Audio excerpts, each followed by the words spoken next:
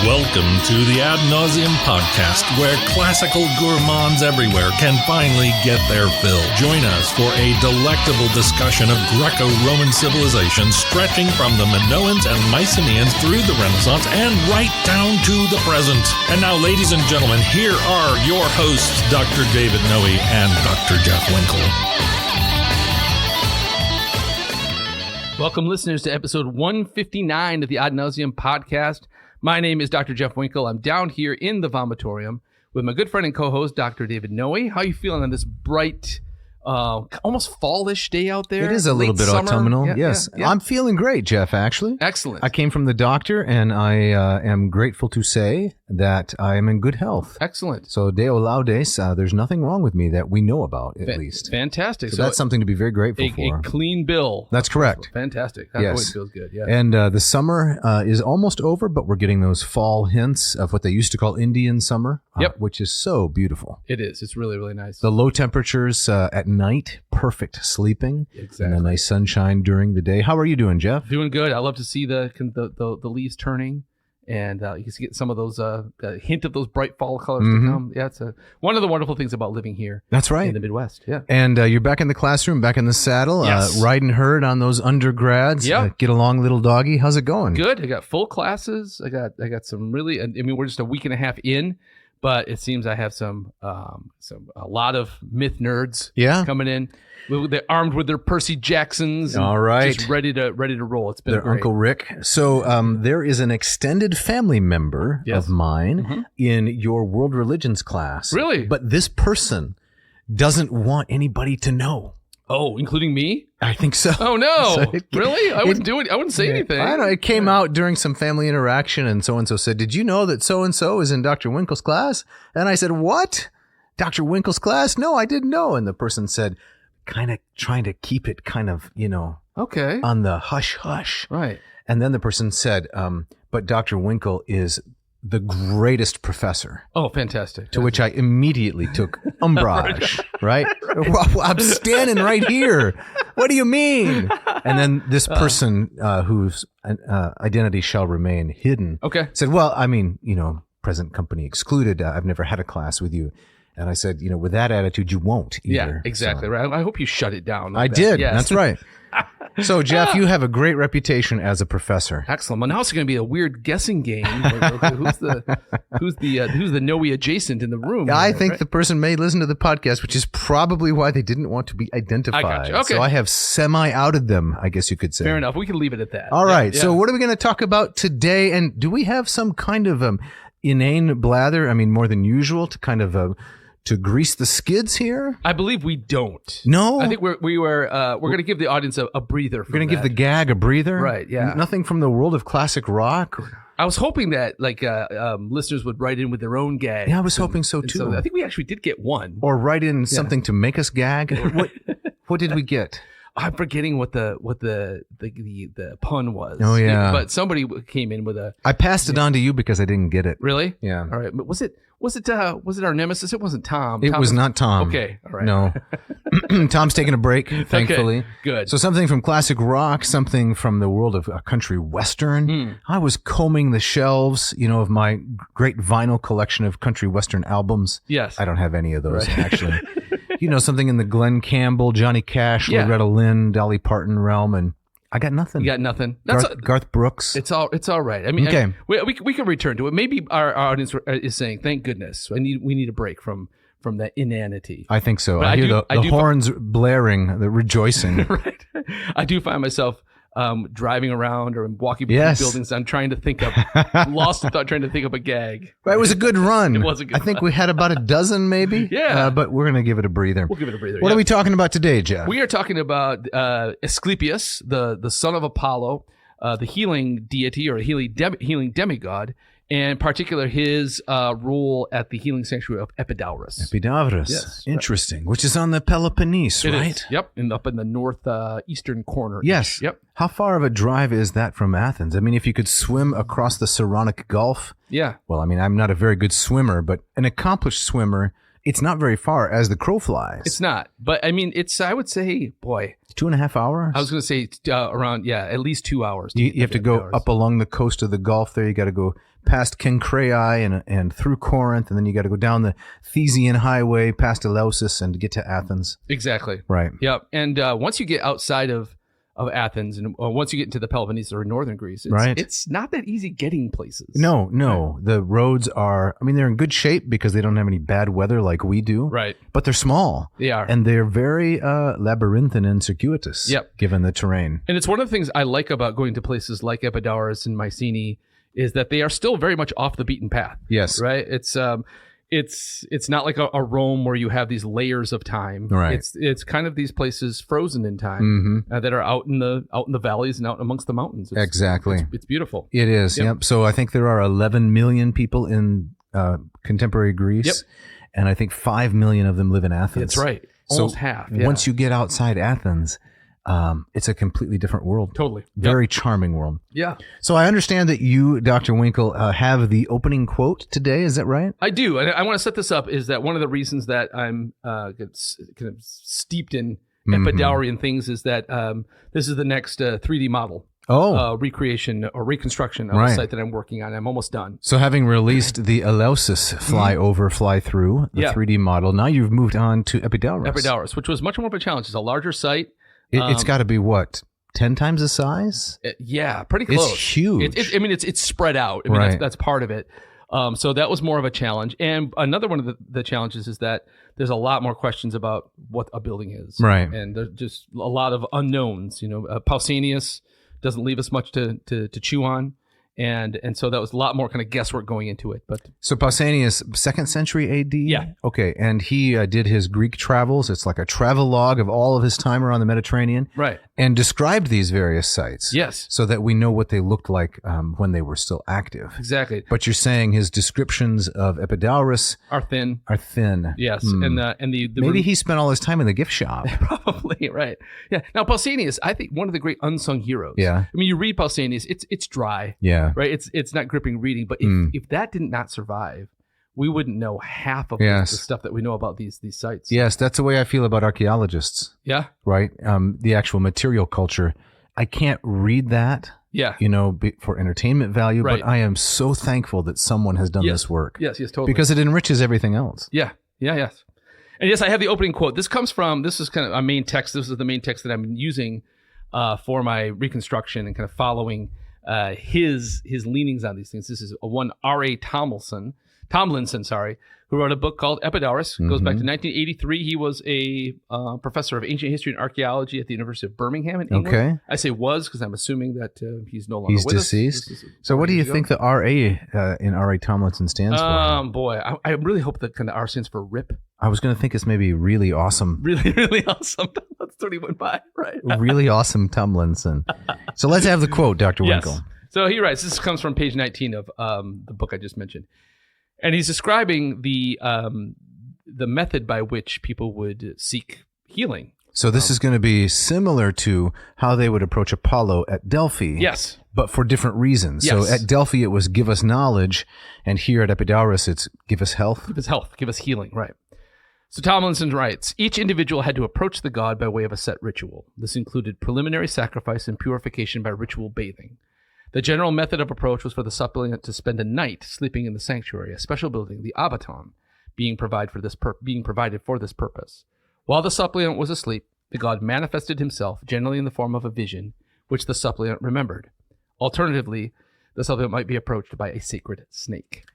Interesting. Yes. So the sacred snake, was it a vision of the snake, or was there an actual, I'm not asking a facetious question, in the abaton, this sleep chamber, was there an actual snake that approached? There were actual snakes. Okay. Right. So there was these sacred snakes that shared the dormitory. I mean, this is one of the creepiest and most fascinating aspects of this ritual that I've encountered. Yeah. And so the snake is a symbol associated with Asclepius. He's the staff with a snake wrapped around it that our listeners will recognize from the backs of ambulances, right? Right. And that the snake was often a chthonic symbol. Yes. And we need to define that for the audience in case they haven't listened to the, 40 other times that we've mentioned the word chthonic. From the Greek chthon, meaning the ground. Yes, coming from below, from the underworld. Right. And so he was Asclepius. He has prophetic aspects of his father, Apollo, And the snakes represented that kind of link to the divine. Mm-hmm. And so a snake could approach you as you slept in the dormitory. I don't know how one could sleep in this place with the snakes crawling around. I don't know. No. But they were seen to be kind of a living embodiment of the god. And if Yeah. you were approached by one, it was a good sign. Yeah. I have trouble sleeping if there's a dog wandering around outside. Really? Well, the animal might come in and lick my face while I'm asleep. I don't want that. It's terrifying. Yeah. Right. But sleeping with snakes in the actual confines, Yeah. you know. So chthonic from the earth, Yep. right? And snakes shed their skin, Yes. I think annually, once per year. So it becomes the symbol of rebirth, of Right. resurrection, because the entire animal, so it seems to the ancients, I guess. I'm not entirely comfortable with this interpretation because it seems a little bit too dismissive of their ability to reason through things. Yeah. But it seems to be that they thought the snake replaces its entire being once per year. That's a sign of health or rejuvenation. Right. Yeah. That's definitely a big part of it here. So that, I mean, in terms of, literature, that goes back to Gilgamesh. Right. He gets the plant that would give him eternal life. Yeah. But it's eaten by the snake before he can eat it, and then that idea that the snake is a creature that never dies. Right. It just kind of sheds its old self. So you find this in lots of cultures around the world. But Yes. yeah, clearly that was a big part of it at Epidauros as well. Yep. Endlessly recreating itself. Yes. Yeah. So the abaton, do you remember the foundations of this building? The abaton, we're going to talk about it later in the episode, right? Yeah. It's if I remember correctly, and I'm nowhere near the level of knowledge and expertise as you. It's a massive building. It's huge. Right? It's the dimensions are enormous. Right. It's a long. The way that as I've studied the foundations and recreated it, it's a long rectangular hall. Yes. And it had an upper floor, and it also had kind of a lower floor. And there was a row of columns down the middle of it. And as it's usually been reconstructed, there was kind of a row of beds that were kind of along the edge, and the snakes were kind of roaming free there. So it would accommodate several dozens of people sleeping in this dormitory to hopefully receive their visions. Yeah. Were there vending machines on the second floor? What was up there? They were in the lower level. Okay. Right. Exactly. Along with the general snack area. Was there anything up on the second floor though? The second was a viewing area? No, both floors were part of the dormitory. Oh, okay. You could sleep on either floor. Yep. Interesting. Yeah. Interesting. So we got to deal with the myths of Asclepius, right? As we get into this, before we talk about the shrine and all of its glory, we have to talk about the person of Asclepius, where he came from, and so forth. Yes, and as I put this together, I was thinking of you, Dave, and I made sure to incorporate some Greek for you to start. I appreciate fluid that. Readings. Yes. Okay. Right. So Asclepius himself, students of mythology will not be surprised by this. There are many versions of his origin, and again, the Greeks. I think the Greeks were much more comfortable with paradoxes and conflicting versions than we tend to be. Yes. My students always want to know, well, what's the real story? Right. And that's often a fool's errand. And so I'm going to go through what, again, I'm following Tomlinson's lead here, what we take to be kind of the most commonly accepted versions of it. Okay. And so from Pindar's Third Pythian Ode, there is a very short Homeric hymn to Asclepius, which I would ask Dave to read in just a second.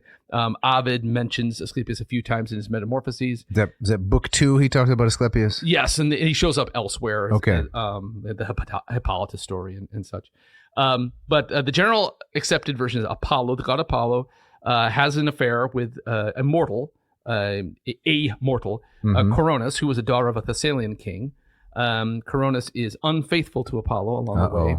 And a raven witnesses her betrayal. So the raven is flying over while this young woman, Coronis, is having a tryst with someone other than Apollo. Exactly. To whom she is supposed to be faithful. Right. And then what happens? And then, depending on the version that you read, Coronis is done away with. Either Apollo himself shoots her with his arrows, or his sister. Artemis does so. Yes. So that's really harsh. It's isn't harsh, it? Right? But not uncommon for. I mean, there's lots of stories that. Absolutely. Spain, right? If you are the object of the god's affection and then you are unfaithful to that god or goddess, yes, you're going to suffer for it. Right. So one of the sticking points here is as we'll see, is it seems in the most accepted stories about Asclepius, he has his origins in the north, Thessaly, kind of north central mainland Greece. And Epidauros, things are crazy up there, right? It's kind of a wild place, isn't it? It is, right. Witches and witchcraft, right, and darkness and such. And so in the earliest stories of Asclepius, that's where he belongs. And there were various Asclepia and cult sites that embraced him there.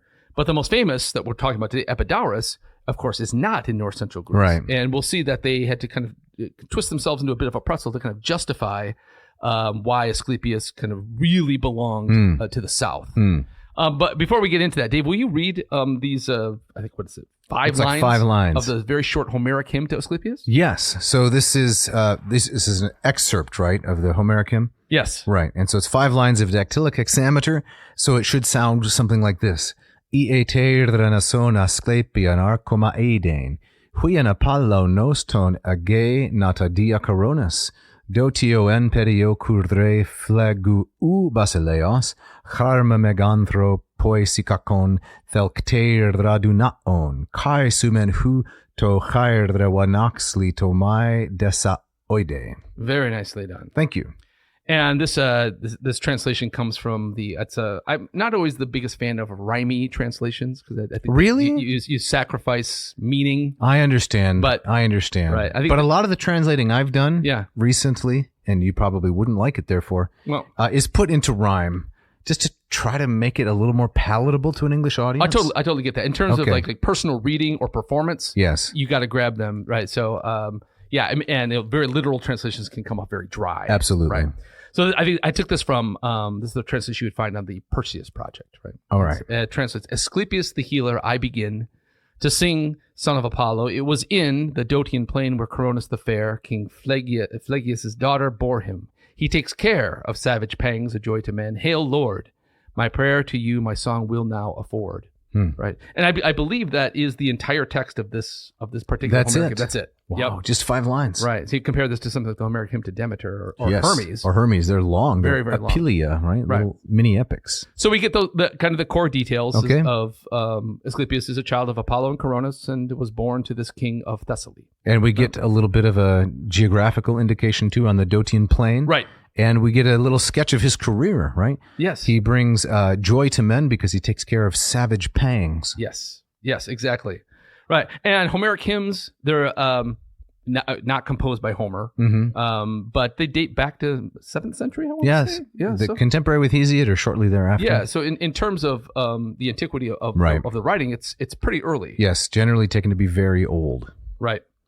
So, again, according to the more accepted traditions, so Apollo or Artemis kills Coronis, and then Apollo rescues Asclepius as an unborn child from the womb of Coronis and hands him off to Chiron, the centaur. Oh, that's original. Yeah. It's almost a cliche, isn't it? Yeah. Who else was raised by Chiron? We had Jason. Yes. And then Achilles was also trained by Chiron. Yes. Right. Yeah. So it's in that line. Yes. Did you ever do an apprenticeship with Chiron? Chiron? No, he was always booked up. Yeah. Right? And then now apparently he's running a daycare. I mean, he's spoken for. He's spoken for. Right. And so if our listeners are unfamiliar, the centaur, kind of a Greek Yoda. Yeah, exactly. Right. So, but this one is unusual because most of the centaurs are known for their savagery and ferocity, right, and their inability to handle liquor. Yes. So exactly. You don't want to mess with them because they are libidinous, cruel, savage creatures, invading weddings, causing havoc. Yes. Not good neighbors. Good neighbors. But this guy is the exception. He's the exception. He stands out. Right. And and associated with that, they are also, these creatures of kind of deep nature, and they have a wisdom that is in some cases even kind of beyond the gods. Yes, they're chimeric, right? Right. Anytime you stick 2 different species together, who knows what's going to result? Right. Like the Chiron, right? Half horse, half man. Yeah. Batman. There's another one. Exactly. Yeah. Exactly. So they have this deep kind of magical wisdom that even seems to elude most of the Olympians. Yes. And so in the Aesclepius story is that the centaur's expertise in hunting and particularly healing are the gifts that are passed on to Asclepius. So he gets his Jedi training here. Now I can't remember. Did you veterinary medicine basically? Right. Yeah. Right. Have you on principle avoided all the Harry Potter books? Did you read those? No. Oh, okay.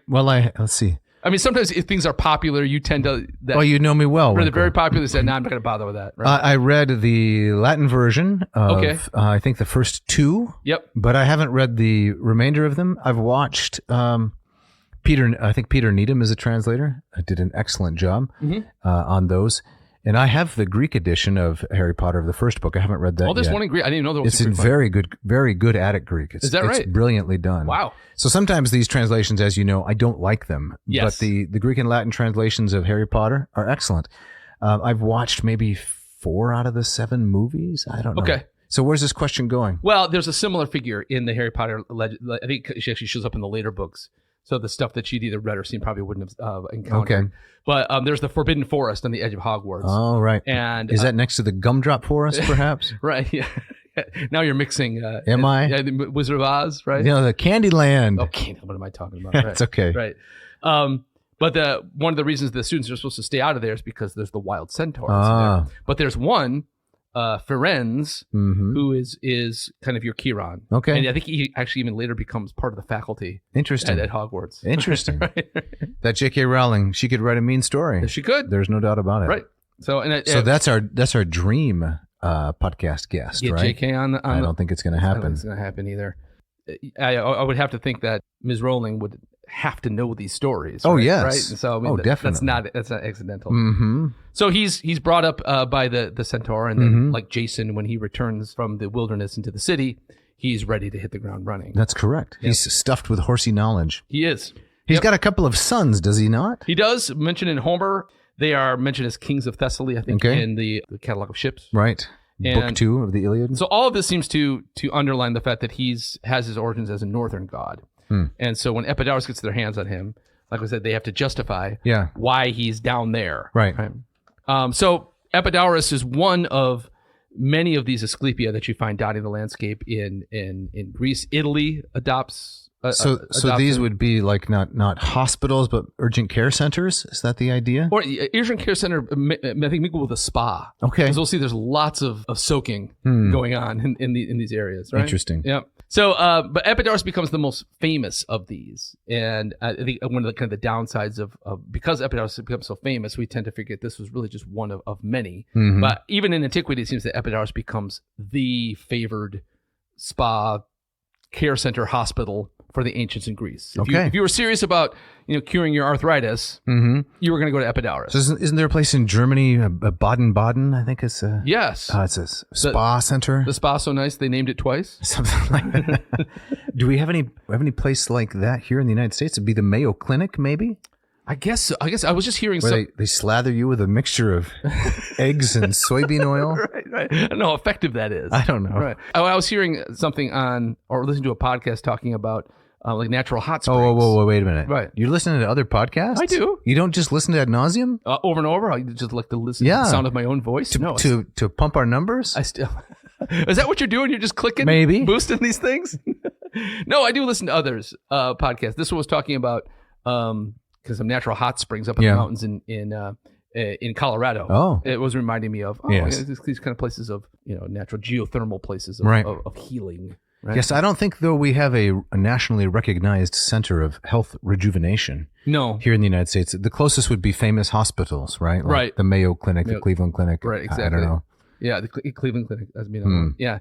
But nothing like this is kind of like a centralized place. Or maybe such places exist, but we just don't have the coin to visit them. Right. They're being kept from us, maybe. Maybe. Yeah. Keep out the riffraff. Yeah. So Asclepius is mortal, though. Right. That's kind of odd, so isn't he's referred to as often as kind of a god of healing, a god of medicine, but he's a demigod. Okay. And because a very important part of his story is that he actually dies. So he gains fame as a divinely skilled doctor associated with miracles, coming from his divine side. But he commits an act of hubris, which is followed by a catastrophe, as so often happens in these stories. And he brings Hippolytus back from the dead. And this enrages Zeus. Hippolytus is the son of Theseus, is he not? Yes, exactly. And he's dies because of some wishes. This is in Euripides' Euripides' tragedy of the same name. Yep. So Asclepius gets involved, brings him back from the dead. Yep. And then what happens? And then Zeus says it doesn't work like that, and you have to kind of balance out the fates. This is something if our listeners go way back, they heard our episode of Alcestis. Right. Same kind of issues involved, right? If you bring somebody back, somebody else has to go down. I see. And so Zeus blasts Asclepius with a thunderbolt, and he's technically dead, but then he becomes this chthonic spirit whose power lives on. Yeah. So that he can speak to Luke when he's about to blow up the Death Star, for example. Right, yeah. We're back to Star Wars once again. Obi-Wan Kenobi. That's right. Use the Force. Right. Right. And so they've developed various traditions about who got his body. Okay. And those. It's a totem, is that right? Right. Getting the body of who gets to bury Theseus, who gets to bury Oedipus. Of course, is very important in the Sophocles. Yeah, and the Oedipus at Colonus. Right. So if you can get the body, then it becomes a talisman for your location. That's right, habeas corpus, right there. Yep. So just to anticipate the very end of the episode, you probably didn't see this coming, but when I would at the very end talk about the Moss method, yes, the story of Asclepius and Hercules and Zeus, waving his angry fist and threatening thunderbolts, is in the Moss Reader. No way. Yeah. Whoa. Yeah. Have you done a video on that one yet? Not yet. Okay. But I'm getting there. So it's Lucian, right, of Samosata. He tells these stories. Right. The Menippean satires of the gods. Yeah. Excellent. But back to the story. Right. So then various places claim to have the body of Asclepius. And I think the most famous one is at Epidauros. And so the radiant center of the power of the cult stems from that. We'll talk about this, that tholos building. Yes. Which claimed to mark the gravesite of Asclepius, where he was in fact buried, where his body is. And yes, and the chthonic power kind of comes from that. The healing power. Okay. Out. So he has this afterlife as a kind of god. He's not like Heracles, who dies and he becomes an Olympian deity. Yes, he has apotheosis. So Asclepius, he stays dead. He doesn't take on a kind of another immortal form, but his power lives on in this more, I guess, kind of spiritual chthonic way. Yeah.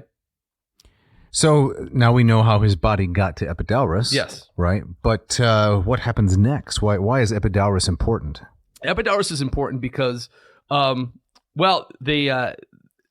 other versions develop that explain why Asclepius is associated with them. And so we see kind of this fascinating borrowing or transport of kind of taking him out of the north and explaining, why he really belongs here. And so it's actually Pausanias who has a version that Phlegius, the father of Coronis, he tells a story that he was actually, he was a soldier and he came down from the north to spy on the Peloponnese.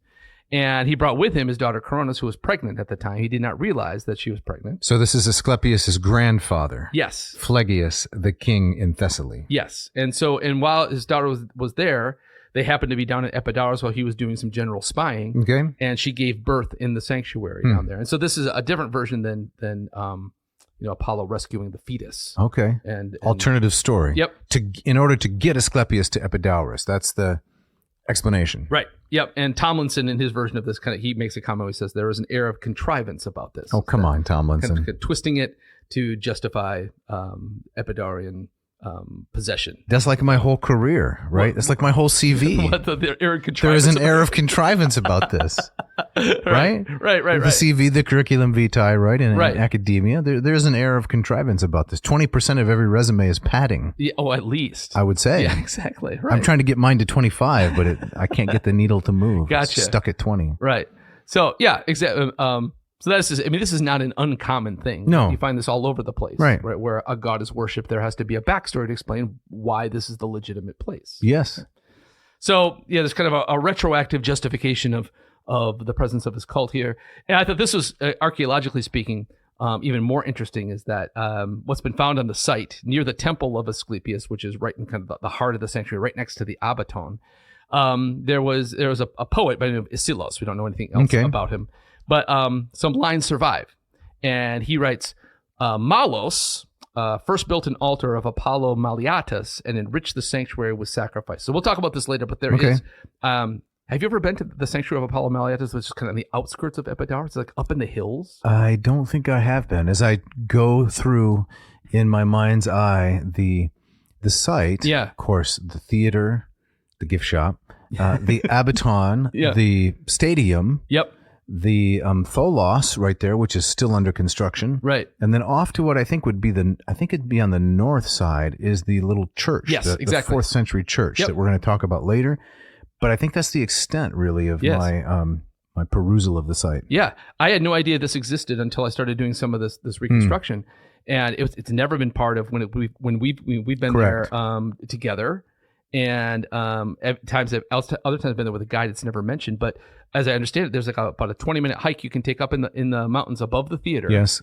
And there's this little sanctuary to this aspect of Apollo that's mentioned here. Apollo Maliatus. Maliatus. And somebody suggested that's really where the Epidaurian healing trance began. Okay. And then it kind of moved to the valley. That's their explanation. Yes. Okay. So Aesclepius goes on. He says, not even in Tricca of Thessaly would you try to go down into the abaton of Asclepius. Abaton is a word that means shrine. Right. Just want to throw that out there. Yep. Sorry to interrupt.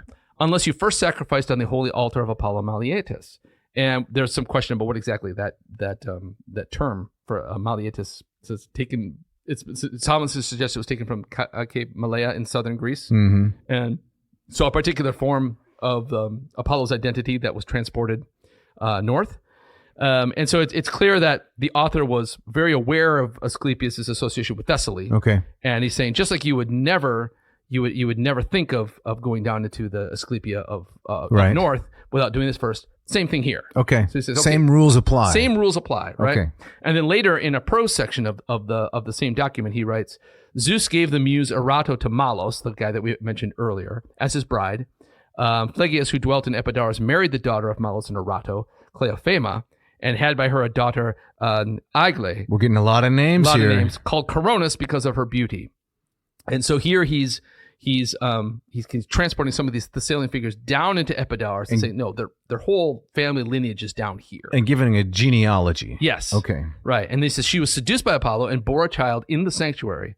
Apollo called the child Asclepius from the mother's name, Agle. So here he gives various names for Coronis. Okay. As a way of trying to kind of shoehorn the elements of the best known version of the story into an Epidaurian version, which would justify the sanctuary's his presence down there. Yes, exactly.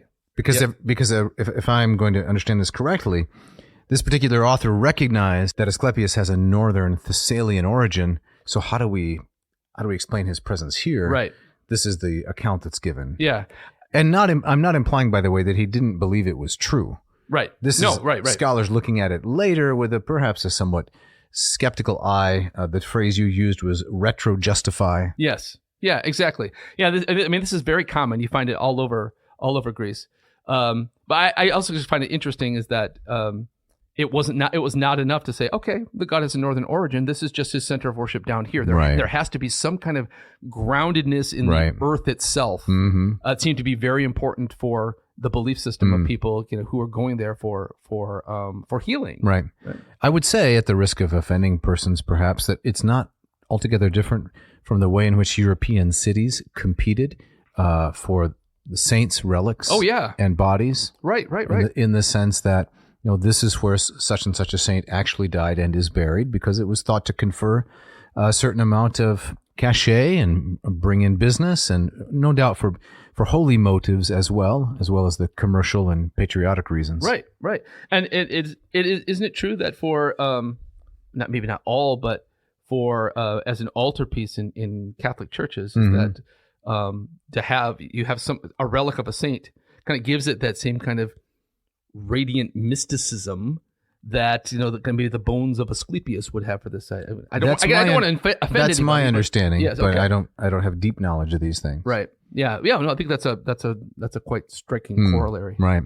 And speaking of lack of deep knowledge, yes, it's time for the ads.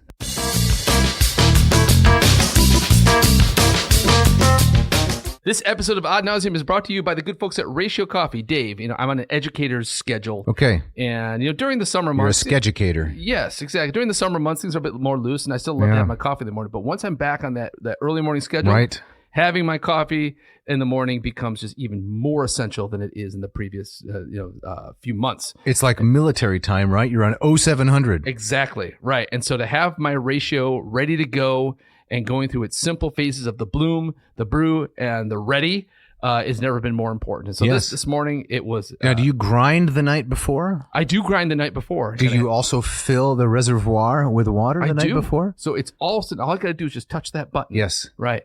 And so this morning, it was after the holiday weekend. Yes. A little more difficult getting back into Feeling a little sluggish maybe after the Labor Daying. Exactly. Celebrating the AFL-CIO and the Teamsters. Exactly. Nonstop. Yeah, you know me.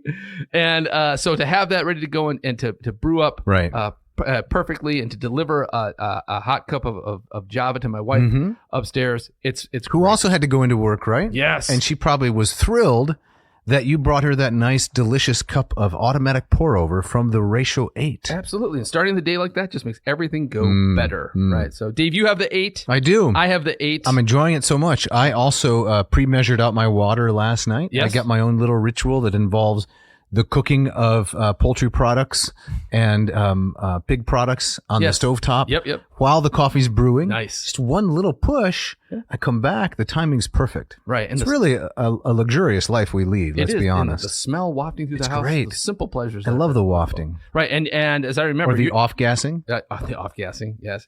You're the only coffee drinker in your house, right? Yes, presently. So this is a kind of a very personal ritual for yourself. Right? Which means that I might eventually depart from the 8 and start going to the 4. What is this 4 you speak of? Well, you know, but I like the way you're playing dumb. Okay. It's very persuasive. Yeah.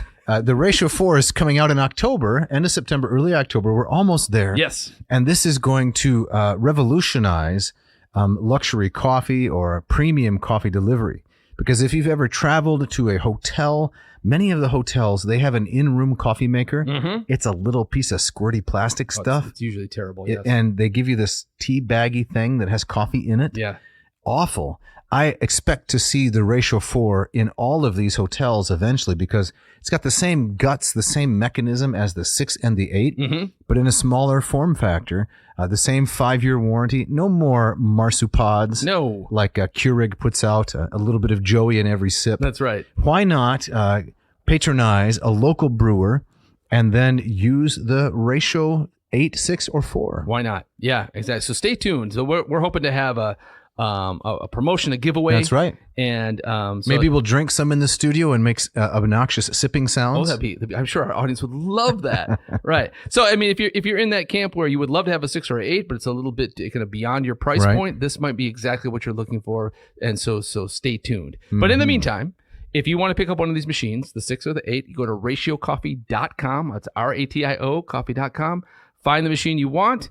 And Dave, what should they do after that? They should put in this coupon code for the month of September. It is ANCOH5. So AN ad nauseum, CO coffee, the letter H, and then the number 5. Yes. And I think that given this episode, the H stands for healing. It does. Yes. Oh, okay. Right. The coffee, the warmth, and the flavor is going to kind of shore up your morning. Absolutely. So the H is for healing. Healing, yes. Interesting. And if you do that, ANCOH5. and that will get you 15% off your entire order. Check it out. This episode of Ad Nauseum is also brought to you by the fine folks at Hackett Publishing. Hackett, with offices in Cambridge, Ma, and Indianapolis, have been purveying fantastic works of literature to a mass audience for now 53 years, I believe. Yes. I am at the website, beautifully designed, and I'm seeing 3 categories right off the top. Asian Studies, view all new Asian Studies titles. Readings in Classical Chinese Philosophy, the 3rd edition.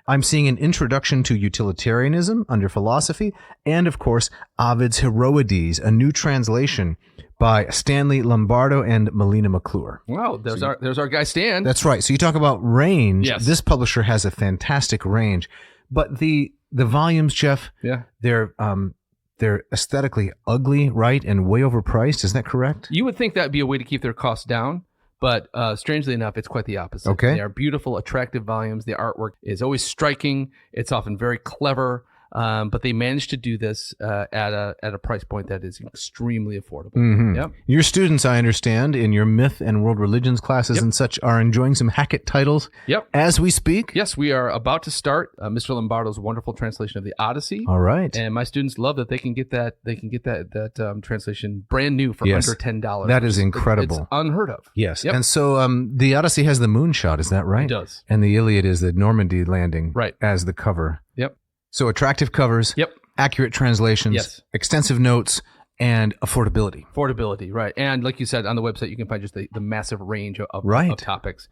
So now people like to curse the darkness, right? Yes. They say people aren't reading the classics. They're canceling the great works of Western literature, and in some ways, all literature. So what are people going to do? Are they going to curse the darkness? No, they are going to light a candle, right? And you do that by going to Hackett and picking up some of these works. Build your library. Right. I find as I get older, one of my, again, great simple pleasures is filling those shelves with these wonderful books. And you can do it on a budget. That's right. With Hackett. And you're going to be getting good stuff. That's correct. And not only that, you're going to be supporting this podcast. Right. Who is attempting to do a similar kind of thing of keeping the flame of the classics alive. Absolutely. Well said. So well said, Dr. Winkle. So listener, if you'd like to at the same time build your library and support the podcast, keep the flame alive, please go to hackettpublishing.com, HACKETT. Browse through the shelves, you might say, drop some things in your little grocery satchel. And then when you get to checkout, you're going to want to put in this coupon code, Jeff. AN2024. AN2024. And what will that get them? That will get them two amazing things, 20% off your entire order and free shipping. And the third thing, yes, the satisfaction of supporting Ad Nauseam. Very important. Check it out.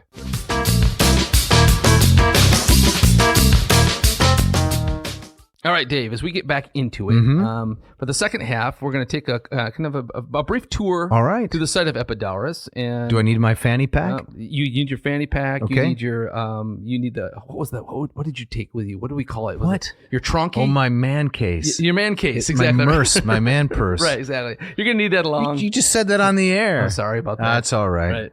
So, I think in the description, listeners, if you have a device nearby, I think we'll provide a link where you can access a site plan. Oh, yeah. And if you want to walk through this, we're not going to attend to every little nook and cranny, but I've picked a few highlights of the site and maybe talk about what they were used for and what some of the mysteries that still remain about them. Are we going to pet the many stray dogs that kind of lays around the site of Epidauros? Right, or the ones, remember the ones that would kind of adopt you as their pack, they'd become the pack leader? That's right. They were just looking for tips. Right, is that what it was? Right. Yeah, looking for treats. Yeah.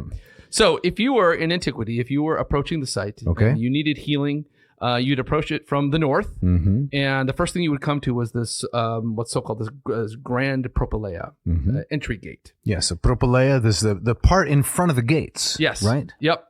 And it was a building that was simply had this purpose. You would pass through the building, and out the other side is this interior columned gate that would kind of welcome you to the sanctuary. That's right, to get you across that liminal space. Like when you pull up to the Best Western. Yeah. Hotel or even the average Western. Yeah. They have a kind of a porte cochere sort of thing. Yes. Some columns, maybe some potted plants. Right. You bring your vehicle up, and the idea is we're telling you this is how to get into the place. Yes. And we're doing it with a little bit of flair. Exactly. Right. Okay. Like the perhaps the better known propylaea on the Acropolis. Exactly. Right. It wasn't just a walk through this door. It was walk through this almost this grand temple of its own. That's correct. Beautiful, beautiful structure, by the way. Yeah. And what's so striking about, not so striking, but one of the striking things about the propylaea and so many buildings that have been excavated at Epidauros is that they are ramped. Yes. And so they are there. There's a dromos. Yeah, there's a drum. Yes, and this was built for people who had to be wheeled in, right? And so you think that was the reason? Yes, okay. Absolutely.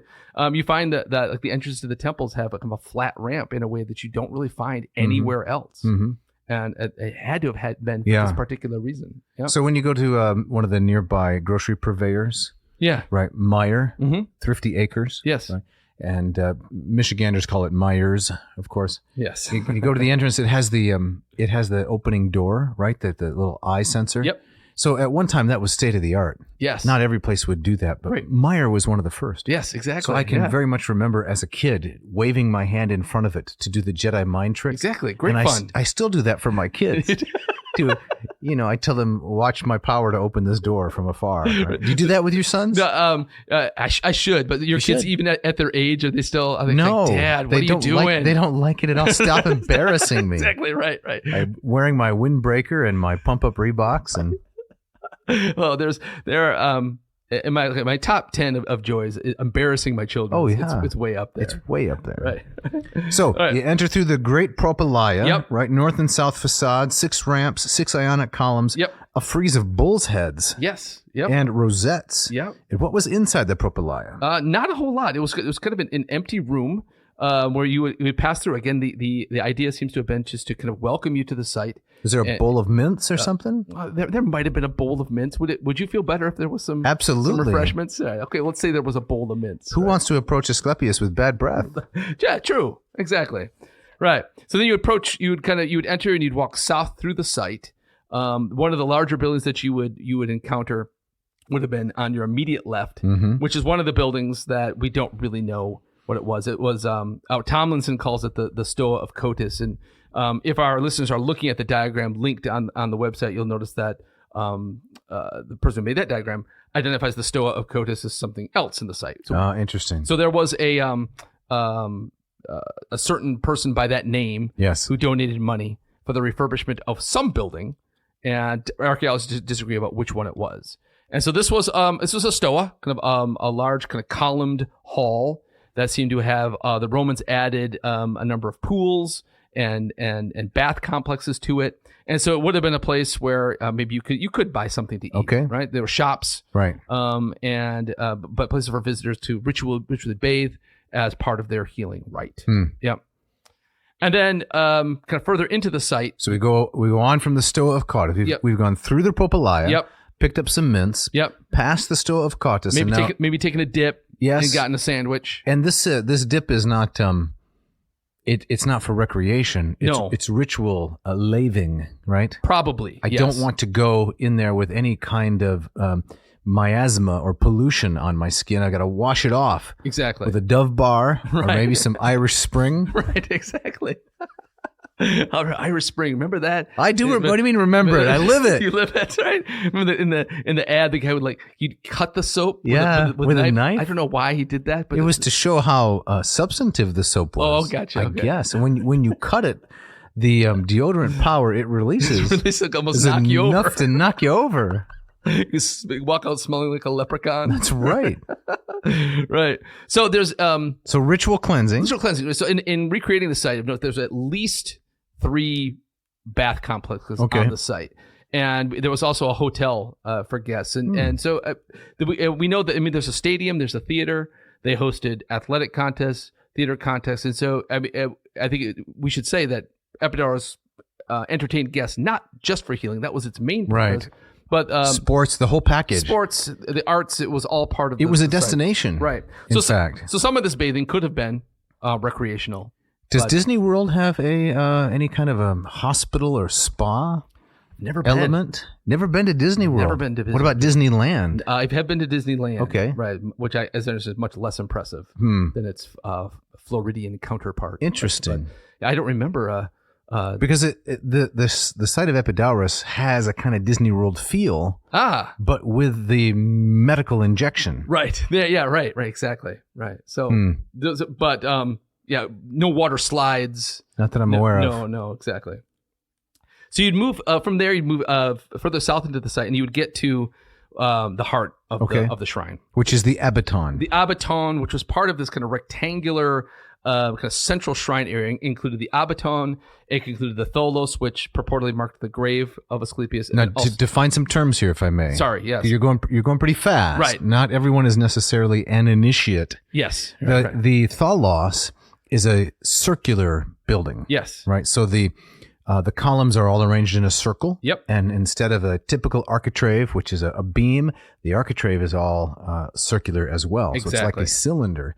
This is one very popular architectural form. There's some Mycenaean kinds, but then they were revived during the Classical and Hellenistic period. Right, but remained also comparatively rare. Yes. Right. So you find there's the famous tholos of Athena at Delphi in the lower part of the shrine. There's the famous tholos of Philip. Yes. Alexander's father at Olympia. At Olympia, right. Mm-hmm. And so those two, along with this one, are the 3 ones that pop to mind. Yes. But you don't find these tholos-style temples very often. The Jefferson Memorial, right, in Washington, D.C. is a tholos. It's a tholos. Exactly. I think they're lovely. I like them a lot. I do too. Right. So the 3 main buildings in this central shrine area were the abaton, the dormitory where you would sleep with the snakes. Mm-hmm. You had the tholos, which was the grave site of Asclepius, maybe the center from which the power of the site was believed to radiate.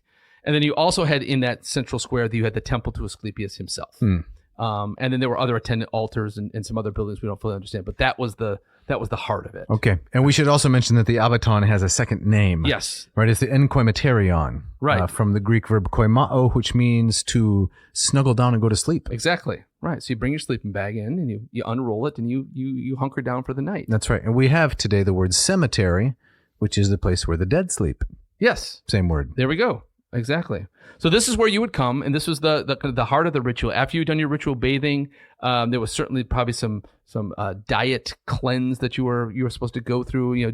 Avoiding eating things and drinking certain things, and then you would drink some cabbage juice or something. Exactly, or that do some purging, lemon fast or something like that. You speaking from personal experience here? I hear things. That's what I'm saying, right? All right. And then you would sleep in the dormitory in this abaton. So the abaton, as we mentioned earlier, was kind of a 2-story structure, a long rectangular hall that seemed to have been, once you walked in, it was kind of a one big long open columned room, and a similar one right beneath it as a kind of basement.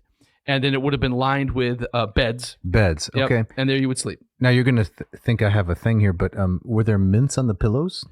I think if there were mints in the propylaea, I think that we can forego the mints on the pillows. No, I think that it would be you'd be safe to assume that they'd also be on the pillows. Okay, as well. It was a mint heavy scent. Right, a peppermint hotel. Right. Yeah. Okay, and then what about votive offerings? Yeah, we have a lot of these. A lot of these survive, right? So one of my favorite parts of the little museum there, I'm sure you remember. So all of these votives where people have these little sculptures of the body part that was ailing them. Right. You see ears and nose and eyes and elbows. Right. And then often with some inscription kind of thanking the god for healing them. Right. Yeah. And so a lot of the text of these votives survives. I have a few here that I thought would be. You're going to read some translations? That'd be great. Yes. Now, if I may, I'm sorry. Yeah. But a votive, right? Yeah. Is maybe everybody knows this, but a votive offering is a dedication. It's like a combination prayer and act of gratitude, something that you give in response to what you have received from the god. Exactly. Okay. Exactly. So one reads, Cleo was pregnant for 5 years. Okay. After the 5th year of pregnancy, she came as a suppliant to the god and slept in the abaton.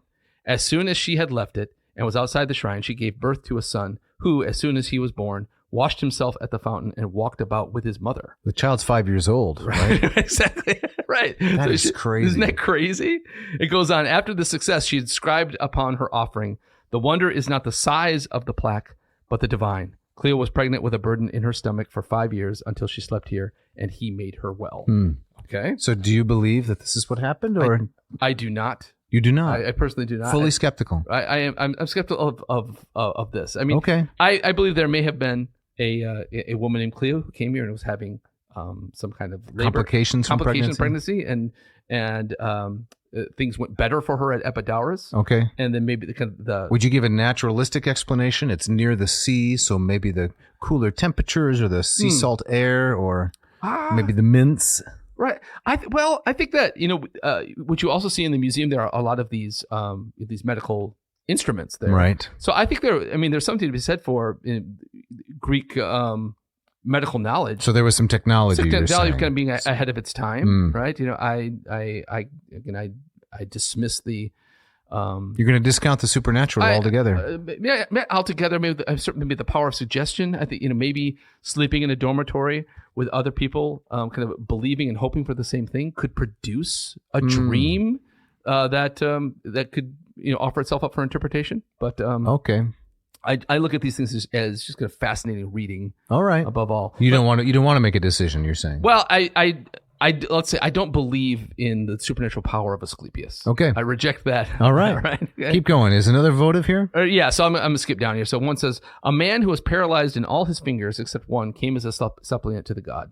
When he was looking at the plaques in the sanctuary, he didn't believe in the cures. Aha, just like Winkle. Right, and was somewhat disparaging of the inscriptions. A lot of them apparently read like this. Somebody comes to Epidauros and maybe they're dragged by a friend and say, this is ridiculous, and then ends up being a believer, right? This goes on. So sleeping in the shrine, he saw a vision. It seemed he was playing the knuckle bones below the temple. And it's like a dice game, right? Right. And as he was about to throw them, the god appeared, sprang on his hand, and stretched out his fingers one by one. When he had straightened them all, the god asked him if he would still not believe the inscriptions on the plaques around the sanctuary, and he answered no. Therefore, since you doubted them before, though they were not unbelievable, from now on, he said, your name shall be Unbeliever. And when day came, he left well. Huh. So he gets healed, but he kind of gets a little punishment for it as well. The punishment is to bear this sobriquet. Right. This very negative sobriquet. But the god healed him anyway. Yes, exactly. Interesting. It's really very interesting. Can I read the one about Ambrosia? Yeah, please. Okay. Ambrosia from Athens, blind in one eye, she came as a suppliant to the god. Walking about the sanctuary, she ridiculed some of the cures as being unlikely and impossible. I think she would be a good podcast guest. Yes. Ambrosia, bring her on. The lame and the blind becoming well from only seeing a dream. Sleeping in the shrine, she saw a vision. It seemed to her the god came to her and said he would make her well, but she would have to pay a fee by dedicating a silver pig in the sanctuary as a memorial of her ignorance. When day came, she left well. Right. Yep. So it's a pig made out of silver? I guess so. Okay. Right. So, I mean, a pure cynic would say that a lot of this is kind of geared towards, we need to, you need to pony up. Right. Right. We're not doing this for free. So, money mixed with religion? No way. Oh, exactly. Right. It's hard to believe, isn't it? Yeah. Yeah.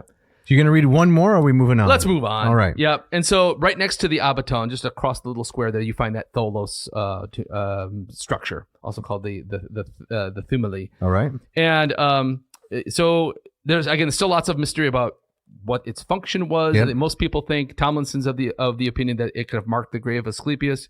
It was kind of off limits, except for the priests of the cult. Mm-hmm. It's one. If you remember on the site, it's not where they kept the dumpsters or something. No. Right. No, that was elsewhere. The recycling was out back.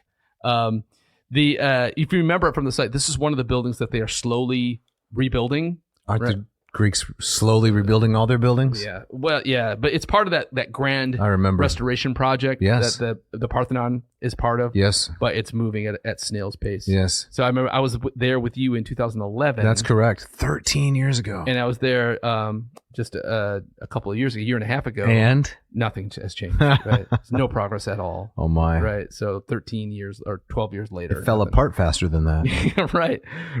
But there's a small labyrinth underneath the floor there. Oh, yes. That people don't fully understand what it's there for. It's a very mysterious building. Right? And then also the third major building in that central square is the Temple of Aesclepius, which is kind of a small kind of Parthenon style temple. Dates from 4th century BC. Most of the remains you see at Epidauros today are 4th century BC with some Roman refurbishments. Hellenistic, in other words. Yeah, exactly. But the archaeologists have shown that when you get down to the foundations, it goes back earlier than that. And this is a temple. It's reduced to its foundations. Also has kind of a very helpful ramp at the front, and would have housed. We know. I think Pausanias mentions that there's a statue of Asclepius there with his staff and snake, and also his loyal dog at his side. Interesting. Yep. And then also a subterranean part of that temple as well, of some kind of strange, mysterious things beneath the floor of the temple, which is also unique. You don't find that aspect in other temples around the Greek world, to my knowledge. Is there a shrine of Mithras there? There's no Mithraeum in Epidauros. Interesting. Right? You find it like at Eleusis. There's like right outside the gates. There's a Mithraeum, and you find Mithraeums kind of attendant to other shrines. But here, there doesn't seem to be there. I mean, there's a temple to Artemis on site. I think there's some speculation of a temple to Aphrodite. Yeah. But no other kind of like cult ritual centers. Right. Yep. Then the stadium? The stadium. Got to mix some sports in with your healing? Right. So every 4 years, just like the Olympics, they hosted the Asclepia. And so there was athletic games in the stadium. One of the things I love about both the stadium and the theater, of course, the theater is the most famous piece at Epidauros, is how the architects kind of build them right into the landscape, right? And so the stadium is kind of built into that natural bowl. Yep. So if you stand on the edge of it, it drops off. I do remember it, yeah. I don't like it that you can't on the get other down side there. of the tholos. Right. It had never been allowed down there. Nope. But the stadium kind of follows this natural valley on the kind of the southwestern edge of the site. Right. Yep. And fascinating there too. We were just talking a couple episodes ago about the Olympics and athletics. Is that this is a rare stadium where we mentioned those turning posts. Correct. The meta. Yeah, the meta. There's a few of them that survived there at the starting gate at Epidauros. Yeah. And it dates to the 4th century. Yes. Right. So Hellenistic. And the track is quite long here, right? Yep, about 590 by 69 feet. Okay, which is fairly typical. I think that the stadium at Olympia is similar, 600 feet. Okay, was the kind of close to a standard length of of a stadium. Right. A stadia. Yeah. So any other important buildings we ought to touch on before we wrap it up here? Yeah. Just a couple things I'll mention briefly. So there's a couple of buildings there. There's the Hestiatorion, which was a restaurant. Okay. And not far from that was the Katagogion, which was a big hotel. Now, both of these have been the ruins. These are not ruins of these are not impressive. They're kind of reduced to the foundations. But the Katagogion is this large 4-square building that seems to have 2 floors, and it's estimated that it had 160 hotel rooms. That's a lot. That is a lot. I mean, that's a lot for a hotel today. Yes, it is.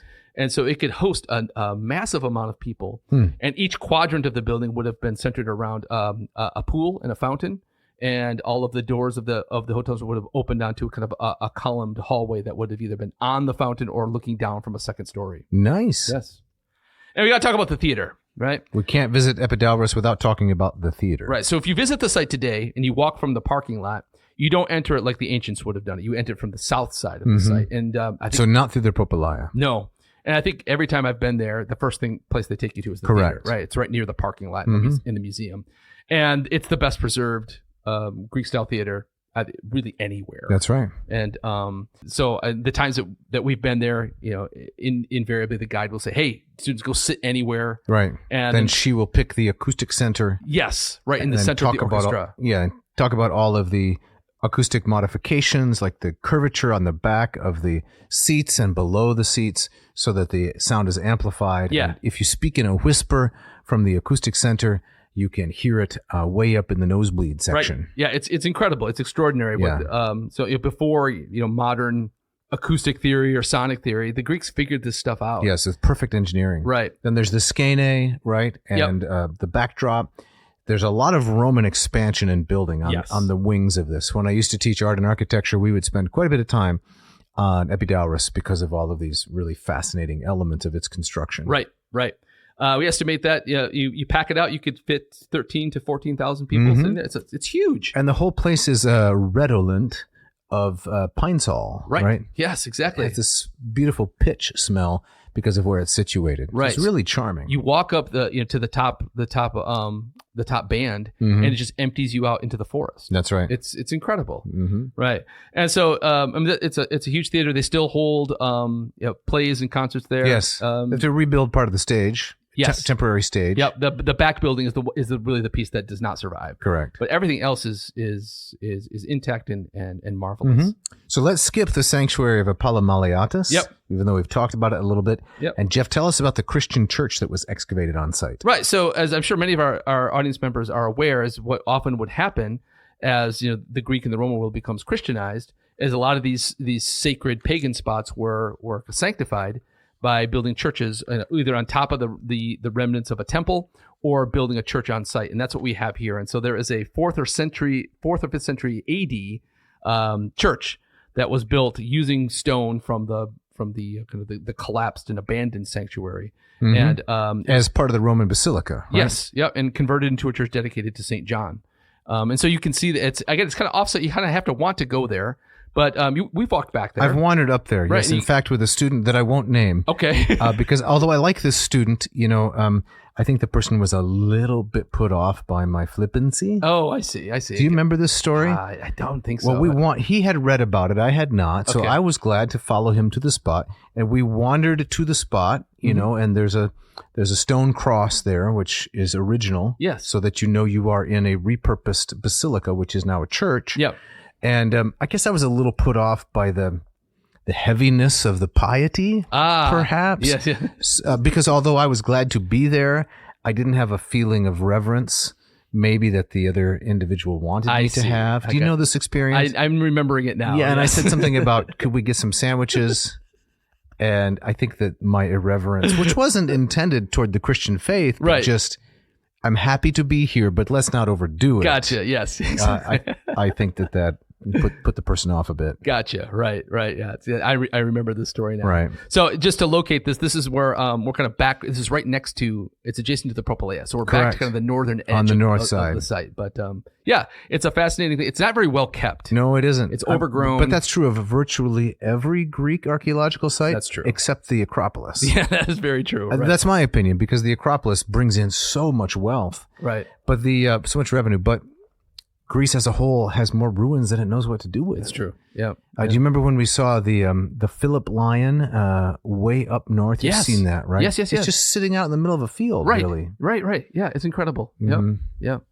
Well, hey, Dave, I think we're up against it. Yeah, we have to wrap this up, do we not? Yes, we do. So we got to get out of here, and as always, we got people to thank. We got stuff to talk about, and before we go, Dave, talk to us about if our audience wants to learn Greek or Latin. Yes. So at the beginning, you heard me read some dactylic hexameter from the Homeric hymn to Asclepius.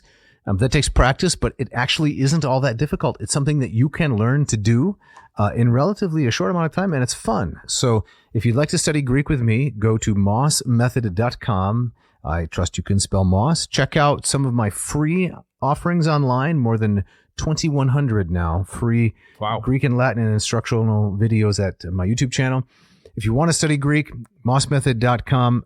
As I like to say, there may be better Greek programs out there. I'm very convinced there is not a better value. That is the combination of my expertise and affordability. So please check that out. If you want to study Latin, latinperdiem.com/LLPSI, the Lingua Latina per se Illustrata course by Hans Orberg, sold by Hackett. As it turns out, the book, you can get a good deal on the book. Sign up for one of my courses. I'm teaching other students in a recorded format, so you can watch them. They're entertaining, charming folks, people like Katie and Lauren and Josh and so forth, and Jordan and Kevin, and you can study along with them, not have the same amount of pressure that they're under as I'm teaching them and asking them to answer questions, but you can have a very similar experience at your own pace and affordably. So that's latinperdiem.com. And for mossmethod.com? That's correct. Yes, excellent. And both come with office hours where you can interact with me directly if you really want to, for up to an hour per week. Fantastic. Do check those out. And as always, we got to thank Mishka, our wonderful engineer, who turns us around so quickly and makes us sound so nice. Ken Tamplin, Scott Vincent, these great guitarists, musicians who so generously let us use their music. Absolutely wonderful. So thankful for their generosity. Jeff, if they want to get in touch with you, they want to say, Dr. Winkle, you put that Epidauros episode together brilliantly. That was so interesting. What should they do? Yeah, or if they just want to say, hey, here's a really horrible classic rock pun I want to share with you. I want to hear it. Yes, they can write to me, Jeff at adnauseum.com. Don't forget that V. And how about if they want to get in touch with you, Dave? Well, they should write to me at Dave at adnauseum.com. Don't forget that there's a V in the word at nauseum, Navseam. We would absolutely love to hear from you. Yes. And you can go to our website, adnauseum.com, click on the shop tab if you want to pick up a t-shirt of some kind, an ad nauseum t-shirt or a quae nocent, docent, what doesn't kill you makes you stronger t-shirt or hat to show people that you are taking in the classics and keeping them down. And so our merchandise has that wonderful contrast of the orange on the black, which is perfect for October. That's correct. Yes, if you want to get yourself a seasonal t-shirt, that's correct. Now's the time. Yep. So Jeff, where are we going next week? I think we're going to go back to the Richard text. What's the name of that book again? It is it's Golden Age of the Golden Age of the Classics in America. That's right. Yes. So we're going to pick up another chapter of that as we work through that text. I'm looking forward to that because I've stepped away from it for a while. Yes. I really loved the stuff we did. Be good to get back into it. Yes. And I believe, Dr. Winkle, you have the gustatory parting shot. Yes, this comes from a 17th century English manual called The Interpretation of Dreams, from a section entitled Spells, Charms, and Incantations. Oh, interesting. Which is amongst, the context of this is interesting. It's amongst a bunch of love charms, elaborate love charms if you want, as a man, a woman to fall in love with you. This is what you do. And in the middle of this, there's this phrase, you may fascinate a woman by giving her a piece of cheese. So what is it? Is it Velveeta, Swiss, American, Munster? Any further direction? I'd love to hear from some of our female listeners if they can confirm this. Yes, or deny it. Or deny, right. You may fascinate a woman by giving her a piece of cheese. That is strange. Thanks for listening. Thanks.